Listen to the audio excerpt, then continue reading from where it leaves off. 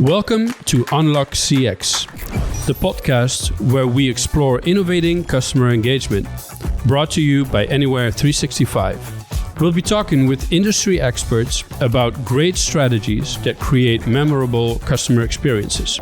And now, let's unlock this episode. Welcome to a new episode of Unlock CX. I'm here together with Elise. Hey. Always a pleasure to be here together. And we're here to talk about the role of AR, augmented reality, and VR, virtual reality, in the space of CX, right? And that's something that's quite new for me. And it almost feels like we're going to dive into the unknown future. But we're here together with Tom Brannen. Tom is an industry analyst, and he knows all about the theme. So I'm more than excited to speak to you, Tom. Very welcome. Thank you. It's great to be with you guys, and this is one of my favorite subjects. So I'm super excited to dig into it. Cool. Yeah, I think that we're gonna learn a lot today. So I also want to extend my thanks to Kieller, because Kevin actually mentioned you to be a next guest on our show, and I'm very grateful for him to have suggested that. So I saw that you have done a research together with Kevin with BC Strategies. We're going to talk about the research as well. But I would like to start with the basics, because when I started to think about AR, VR, I was like, what is exactly the difference? Can you elaborate on that? Sure. Well, they get grouped together, but they are different. They're different technologies, and they have very different use cases. And we're seeing a little bit of overlap with some of the hardware now, which makes it even more confusing. But virtual reality, we'll start there. What makes virtual reality unique is that you put a device on that completely replaces what you're looking at. So it's going to block out all light. It's going to block out everything you're looking at, and it's going to replace that with a three-dimensional digital experience. So that's VR. AR is typically like a glasses type form factor. So it's like something that you can see through. So you see your reality, and then they're able to put three-dimensional objects and assets in your view. So you're it's not replacing your reality that VR does. It's augmenting it, but it's adding some things to what you're looking at. So the use cases are very different, because sometimes you want to be able to see what you're working on, for instance, and then be able to augment that. Other times you want to transport to a completely different place. So yeah, very different technologies. And they're merging together a little bit, as I said earlier, and VR devices are starting to have some mixed reality capabilities, which is kind of a version of augmented reality, using cameras. So like it's still replacing your view, but it's replacing it with cameras that are showing your view, and then they can augment that. And that's actually a little bit easier to do than trying to do the full-blown augmented reality. So we're seeing a lot of growth in that, particularly right now. Cool. Yeah. So I bought this book for my kid, and there's an app that goes with it, and then when I scan the book with my phone, it shows like moving pictures and so that's AR, right? Mm-hmm. Right. Okay. And so VR Correct. is what the thing that I remember from VR, like my first experience there was, I think it was a sort of a horror movie on YouTube, and I had a colleague of mine had these, I'm not even sure which glasses they were, but you with the phone in it, and that felt very real, as if I was going through that basement with ghosts and stuff. So that's that's good to have clear. You can also make it a bit more tangible, because I think AR is also the Pokemon game, right? Where you had to catch Pokemons with your phone. They weren't there in real life. You could see, for instance, in the dunes here in The Hague, it was super popular. You could see all these people walking around on the camera. They saw the dunes, and then all of a sudden there was a Pokemon standing in their view. The virtual reality indeed with the big glasses, and when I do it, I have no sense of reality because I'm in a virtual reality. Right. Yeah. It's so I think that like the things that we kind of know or have touched on slightly is like in the let's say the consumer world, like in gaming and such. But that's not really what we're going to talk about today, right? So we're talking about how businesses can use AR and VR to improve CX. And so I was wondering if you can describe where are we currently in, let's say, the hype cycle of the usage of these technologies. Yeah, so I mean, we're officially beyond the hype cycle for both of them. So, in fact, several years past the hype cycles, the official Gartner hype cycle, if you will. Now, there's kind of but there's other kind of cycles too. So we have reached a point of, particularly with the Meta Quest 2 device, where we kind of reached on the VR side, what's kind of considered mass adoption with tens of millions of devices shipped. So we're kind of moving into that. It still feels though like we're still on the hype curve, of different places, and it certainly felt very optimistic, 18 months ago that this thing was going to take off, and it certainly leveled off in the last 18 months, and that's been a little bit of a roller coaster ride for me, that is someone that tracks this technology and gets excited about it, to try to predict what's going on. But I think where we're at today is we're settling in a little bit to a better understanding of what these technologies are, and we're really limited by the hardware. So we still don't quite have the hardware that we really need. So we're kind of waiting, and we're specifically waiting for the Apple device to come out, hopefully the early part of next year, which should be a major boost for this industry of a device that's kind of next generation. And then certainly tracking, companies like Meta and other startups as well that are pushing into this space. So we've kind of got our feet wet a little bit, and now we're just waiting for a better overall experience to really take this to the next level. Yeah, and I was wondering, where do you think that businesses could use it for, right? I mean, we're waiting. The hype cycle is already, we're already past that. So where can businesses then use that augmented or virtual reality for? Yeah, it's a great question. And, I'd kind of like to go back just a little bit and talk about how I kind of got into this, because I think this will help answer the question. Of course. I'm not a gamer. I'm not a VR enthusiast. But when COVID hit, I just started my analyst firm, and I'm trying to get things off the ground. And I've always followed collaboration technologies. And I began to wonder, like, how are we going to work when we can't meet together in person? What technologies are going to replace that? And I realized that there's some limitations with the current tools that are out there.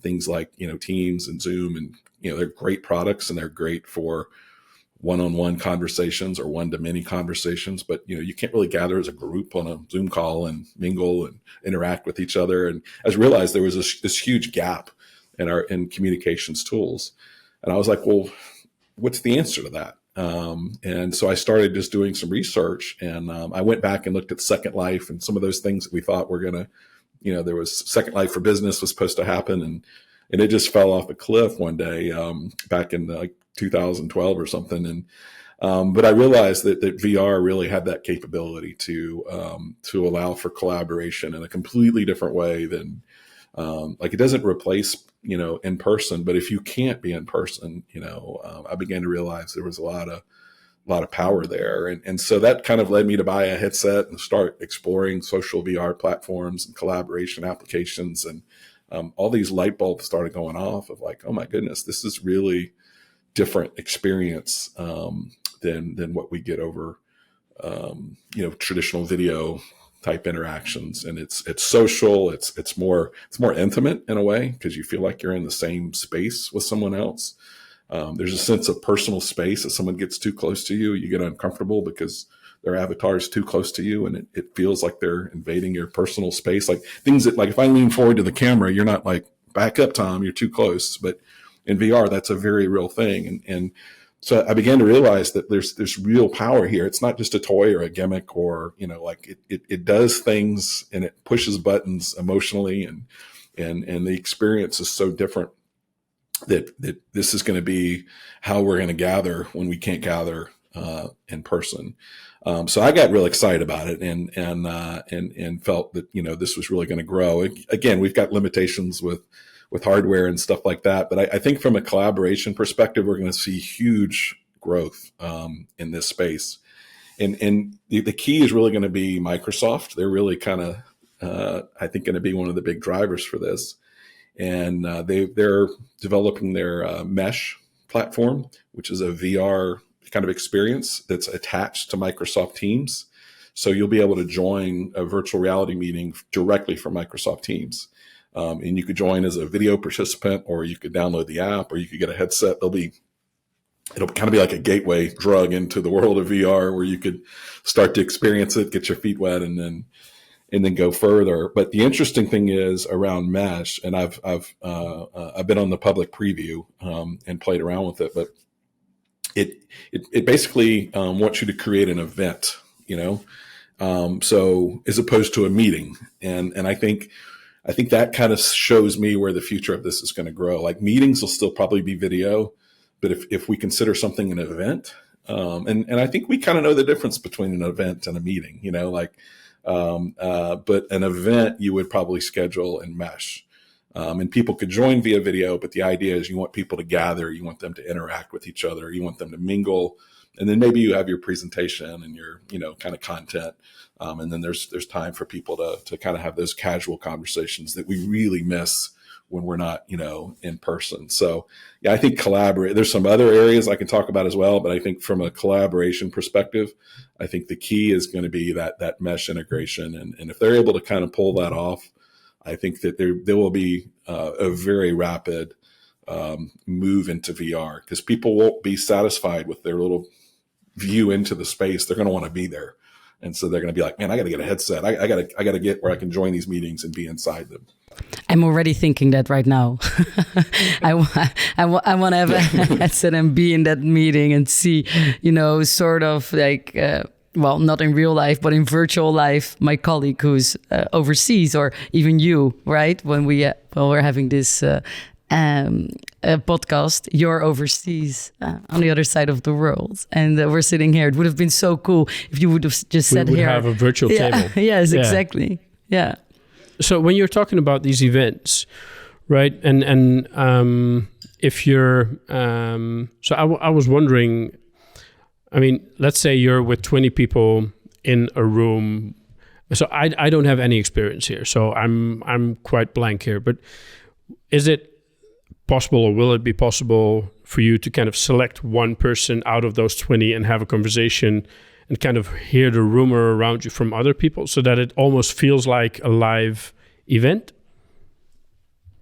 Yeah, you got it. And that's the magic that makes this work. And that's today stuff. So it uses spatial audio. So it mimics real life. So like you can be in the room, you can hear that other people are talking, maybe a little bit distant. And like if you wanted to go up, maybe there's two people talking. As you get closer to them, you start to hear them louder. And then when you get really close to them, then it just, you can have this conversation together.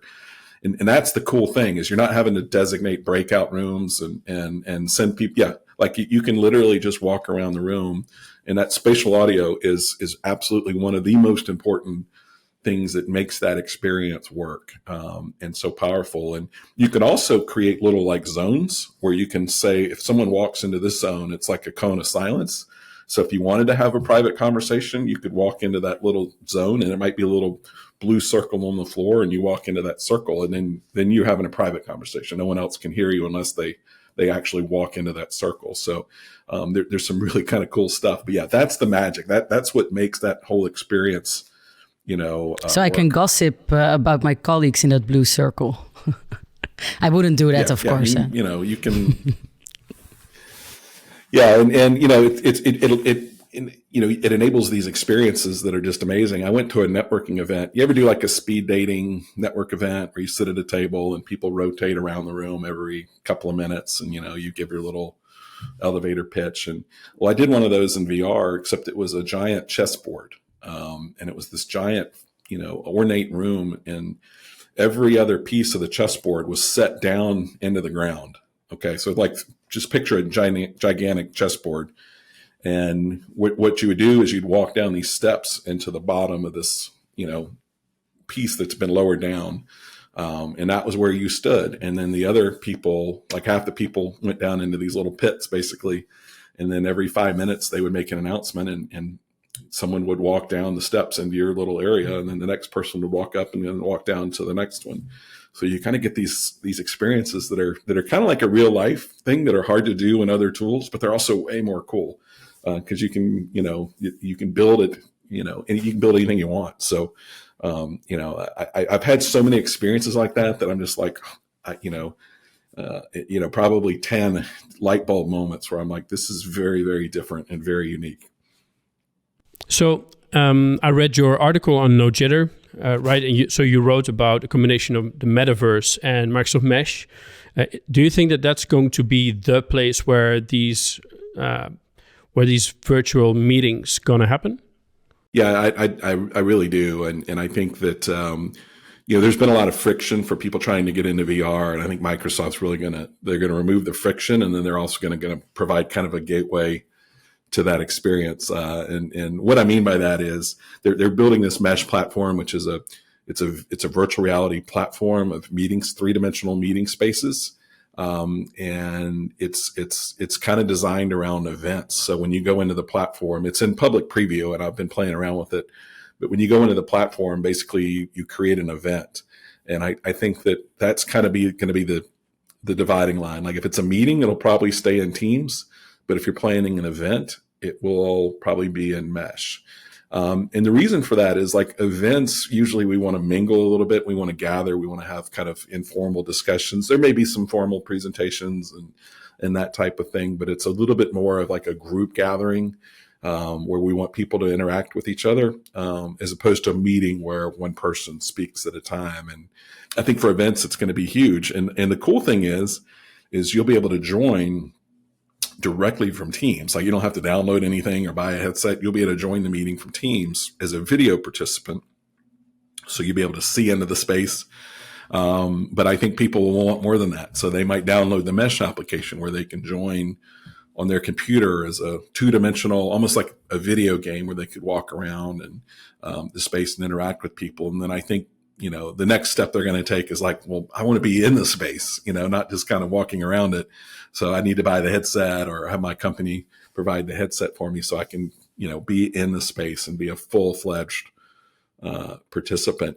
I've done a lot of these meetings, and I was in one where people were joined as video participants, and they felt remote. And even as I described it to my wife, I was like, oh yeah, I was in this meeting, and we're avatars sitting around a table and from all over the world. And we had 2 people from the Netherlands that were remote. And I was like, we're all remote. Why did I say that the video people were remote? And that was one of those light bulb moments where I'm like, even being a cartoonish looking avatar is kind of more powerful and more intimate than seeing someone, via video. And that was one of those moments where I was like, there's something really different going on in VR that's really cool.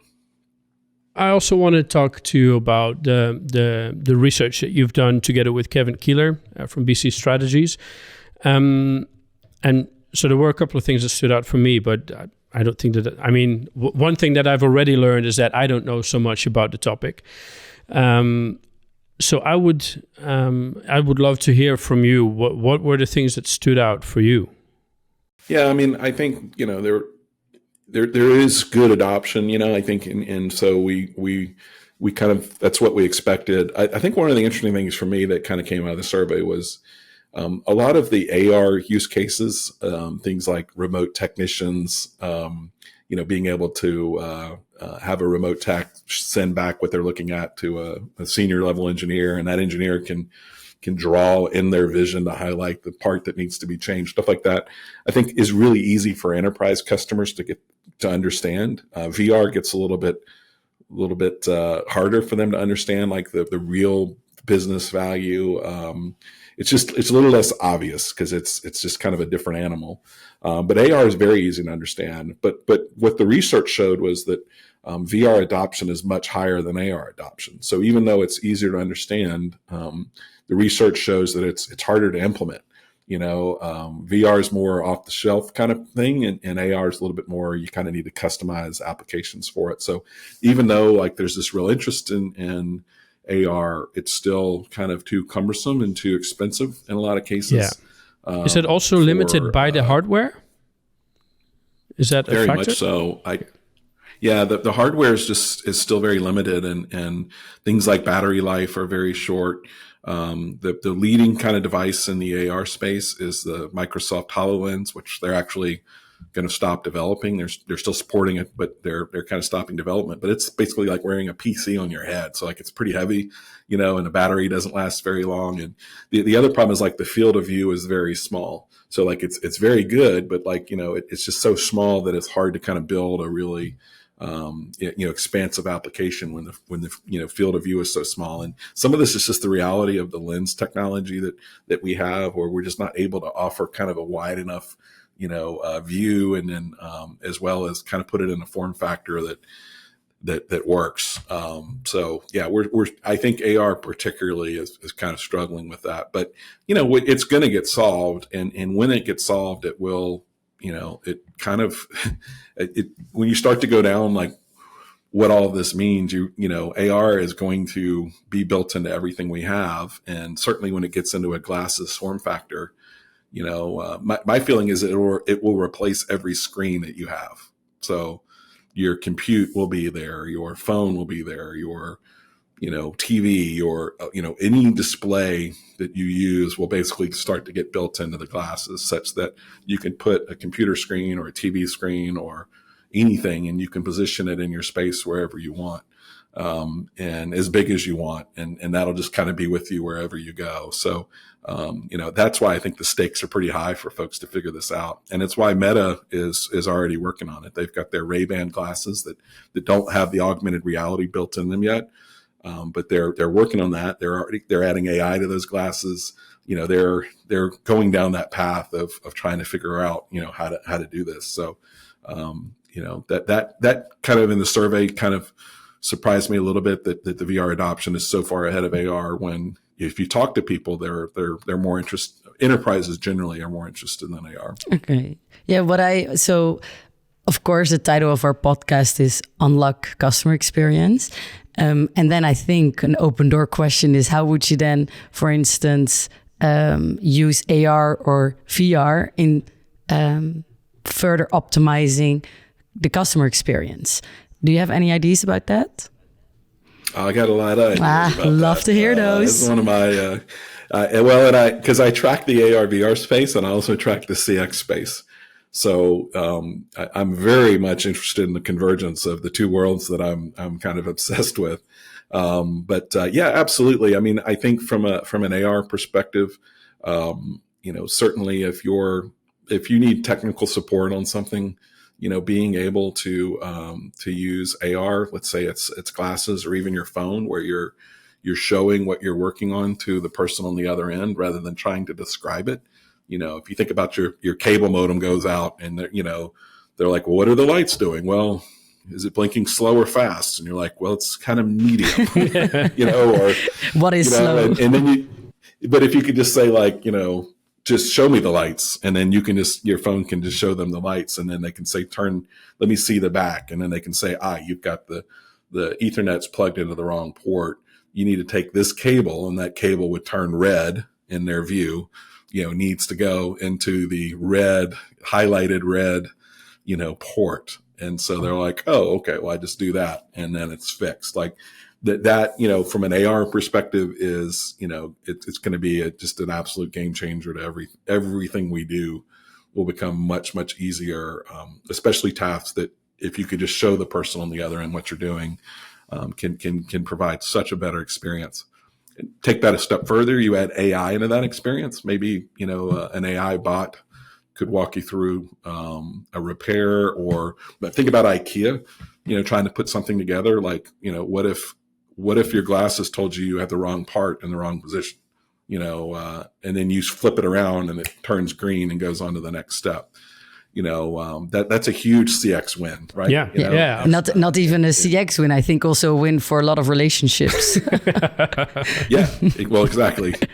And so, I mean, I think, there's huge, and then VR as well. I mean, it is people go more and more into these experiences, there's more and more opportunities for them to buy things, and they're going to need, assistants. They're going to need avatars to pop into their virtual mall or virtual test drive or whatever they're doing, to kind of pop in and answer questions they have. And, so I think they're and I'm doing a lot of research on this right now for a client to kind of look to the future of these technologies. And then even beyond all of that, there's opportunities of that I'm excited about, as well as how the kind of if you think about the kind of hybrid contact center of the future, how can they leverage these technologies? And there's some really, really cool stuff that can be done in that arena to help agents, help with agent experience, agent retention, and a lot of the challenges that we're kind of faced in this kind of modern, post-COVID world that we live in managing contact centers. So I think there's going to be a huge, huge opportunity across all fronts. If you think about like a lot of CX, it's only a problem when you get to scale. So like when you're not at scale, it's easy, right? It's scale that really introduces the challenges to CX. So I think we're not seeing a huge amount of opportunities right now because we're not at scale. But when things start to grow, it'll be very natural for the CX space to be to kind of grow up with it. Right, because I saw in the research that one of the big reasons, or maybe the big reason, why people are not using AR or VR yet in this space is the lack of use cases. But like from what I hear from you, the use cases exist, right? So there are use cases for it, but it's just not scalable yet. Is that correct? Yeah, and these things are getting fixed. I mean, the problem with the use cases is like so much of it, it's kind of limited to your imagination. Like it's because it is so new and it is so powerful, and in VR you can build any experience you can imagine. Like so it is a little more esoteric. It is a little more. You have to be a little more creative to think through what's possible. Because it's things that most people think are impossible, are now possible. So I think there's a little bit of a mind shift that's going to have to happen.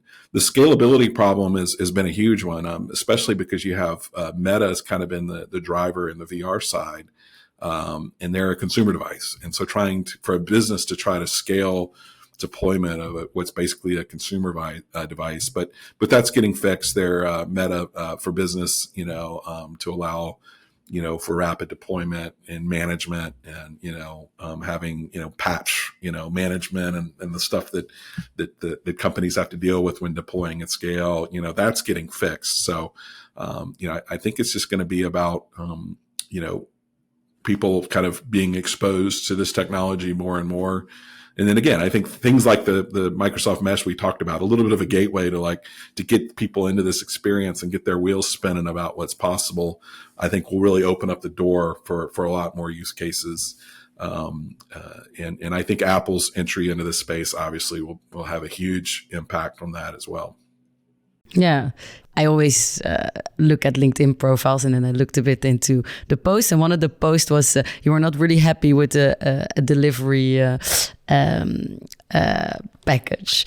So what could they have done differently that you would have been okay? And actually, well, the first question is what went wrong? Well, I had a package that did not get delivered, but they showed a picture. They said it was delivered, and they showed a picture of it being delivered, but it wasn't my house. I mean, the experience was just terrible all around. Like it wanted me to file. I called in. Chat said they couldn't help me, transferred me to a phone. I waited like 30 minutes to talk to an agent. The agent basically said took like 15 minutes to basically say, well, you need to file a claim. I went online, I filled out the claim, and I got to the end of the claim process, and it said, sorry, we can't file your claim. We need more information. You got to call in. And so then I went on the chat, and their chat's kind of bad because it just times out. Their contact centers were not great. Their people were difficult to understand. And they couldn't answer basic questions about the shipment. And they're like, well, contact the person that originally sent it. And I was like, I don't know who sent it. Long story. I ended up a couple of days later, the package just shows up. I haven't heard anything back from UPS. They haven't said, anything about it. The package just showed up. And so I did get it. And the name of who it was from was on the label. Like, if they told me that, I would have figured it out much sooner. So it ended okay, but just that whole experience was just broken. Yeah. And I can imagine that AR could have probably helped there, right? If the delivery guy would have just kind of seen the porch, let's say from your front door from a Google, like a street view or whatever, and he would oh, this is the wrong house, or right. So that's interesting. Yeah, you definitely, there's tons of stuff for that. Like if he looks in the back of the truck, you could highlight the package they're supposed to grab. Oh, he grabs it, well. and then, and then when he puts it on the porch, it could say like, dude, this is the wrong. This is the wrong. Would have been great if that would have been a scalable concept already, right? Yeah. So but I mean, you can see where that's going, and you can see like kind of that quality control component to AR that's just, that's going to be huge. I mean, in warehouses and factories, and kind of double checking the work that you're doing to make sure you're doing it in the right order, and AI kind of running that behind the scenes. And, there's that training opportunity as well. You've got a new guy, and, you have that little AI kind of making sure he's doing things right or giving him little tips. And, maybe the senior guys don't need that, but to get, and there's studies out there already, like of how they can train people like 80 to 90% faster, using this kind of technology over having someone kind of walk them through. So, again, the use cases are there. I mean, they're all over the place. It's just a matter of people really understanding, what's possible. Right. So despite that we're already beyond the hype cycle, we're still in the beginning of how businesses can completely embrace it. And I think that, this is probably going to change the future of customer engagement in a whole other direction than we currently know, and that's super interesting. Thank you for sharing all your insights and all your, or maybe probably not all your knowledge, but a good deal of it anyway. I'd like to end this episode with the question that we always ask in the end of an interview. If you were to pick the next guest on this show, someone that you recognize to be very knowledgeable in the space of CX, or maybe a business leader in a specific company who provide great experience to the customers, who will give us a name of our next guest? There's 20 faces that just popped into my head. Certainly my BC Strategies colleagues, they're all wonderful. I love Juanita Coley. She's really good. And I would talk to her next. She's terrific. And she's really good on the workforce management side. And she's the contact center whisperer. So if you haven't talked to Juanita, you've really got to talk to Juanita. She is really a rock star in the CX space, and that's who I would try to get her if you can. All right, thank you so much, Thomas. Thanks for being here with us. It's been a real pleasure. Thank you to our listeners and to our viewers. Don't forget to subscribe to our channels. And if you want to learn more about AR, VR in the space of CX, make sure to follow Tom. I think you're Thomas Brannen on LinkedIn, right? Yep. Right. Follow the guy. A ton of great value will come your way. Also, don't forget to review this podcast and leave your thoughts behind or under this video. Thank you. See you next time. That's a wrap for this episode of Unlock CX, brought to you by Anywhere 365. Did you enjoy it? Leave us a review and share your comments. Oh, and be sure to subscribe as we continue to explore customer engagement strategies that unlock memorable experiences.